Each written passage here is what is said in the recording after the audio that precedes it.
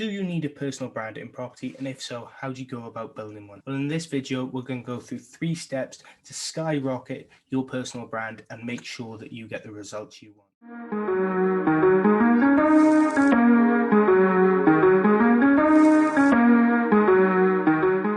So these are 3 things you must make part of your life to increase your personal brand. And these are 3 things that I do daily, and they've helped me massively create a personal brand. It's still not where I want it yet, but consistency is key. So if you do these daily, your personal brand will continue to grow over time. The first question was, do you need a personal brand in property? Well, the answer is simple. Property is a people's business. It's not as simple as other businesses where it's just the click of a button. So it's not as simple as the likes of Amazon or Shopify. It can be no customer contact.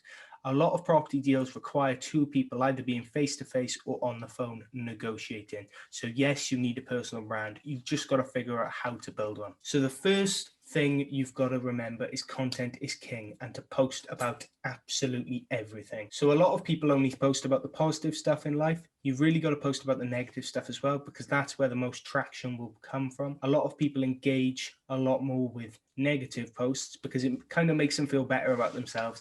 As sad as it is something that happens. And if you post negative posts, you find you normally get a bit more traction than you do on your positive posts. You can also post about every single thing you do in your business. So for example, if you go on a property viewing, there's a video there. If you're reading a property book, you can either do a written review, or you can do a video review and post that on things like Facebook and LinkedIn. And your followers are going to find it valuable if you do a really good job of it, especially if you go into some of the details, some of the lessons you've learned about the book, for example. Followers will find it quite insightful, and it will definitely help your personal brand. So step 2 of increasing your personal brand is to leverage other people's network.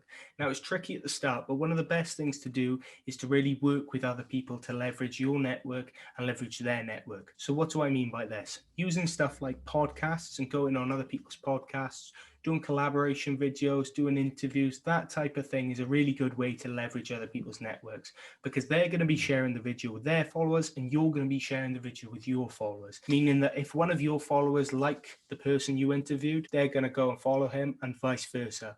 Now, it works really, really well. So you want to find someone on a similar level to you and do it with them first, and then you want to find a few other people. So for example, if you got 10 people and you did this on a rotation, you could do this 5 times a year and just keep circling back and circling back, because over time, they're going to recruit more and more followers. So there's going to be more and more followers coming to you also. I like to call it the network boost. It is hard to do with a large amount of people, and it's got to be structured properly, but maybe just try it with a few of your friends and it should work well for you. The third tip, and it's probably the most important, and I'm speaking from experience here, is to be real. So I'll tell you a bit about me. When I started, I tried to act the most professional person in the world.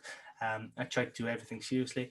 I used to tell agents and people that, look, we had this going on, we had this in the works, we had this in the pipeline.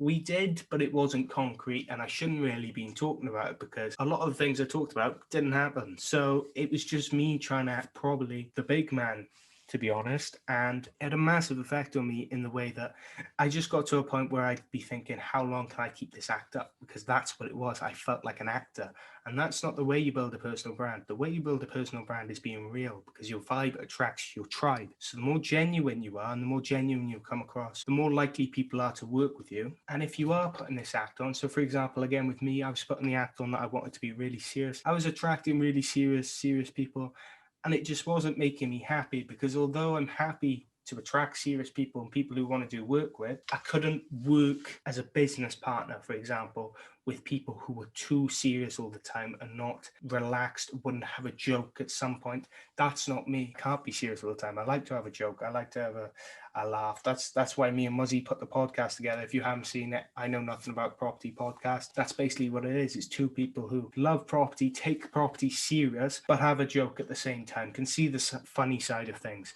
And that's what it is. And if I kept up that serious act, I think I would have burnt out, and I think I wouldn't have been in property today. So something that I use to be yourself and something that I recommend other people doing is a lot of people create business accounts for Facebook and YouTube and Instagram and stuff like that. I've done exactly the same. And the reason I did it was because I was putting on this fake actor image and I didn't want anyone I knew to see. But how I overcame that was I shared my business profiles now with my friends and my family. So if they said something to me like, oh, I'm not used to you doing that, I'm not used to this, I'm not used to that, that's when you know you're not being yourself. That's when you know you kind of put an act on, because you're so used to being around your family. That's how you normally act. Whereas when you come on camera, you're trying to put this mask on that you're this person when you're not, and it's not going to get you to where you want to be. That's my personal experience. We've also done a video on leveraging your content. So this is for people who are struggling to think of what content to post and how to spread it across all the social media platforms. So I definitely check that out, because this video links closely with that one. As I said, one of the struggles with not actually being yourself is the fact that if you aren't yourself, you're attracting people who are like the person, like the act you're putting on, which is an issue, because if you come to do work with these people and you don't actually get on with them and it was all fake, you're going to really struggle. And it was something that I experienced.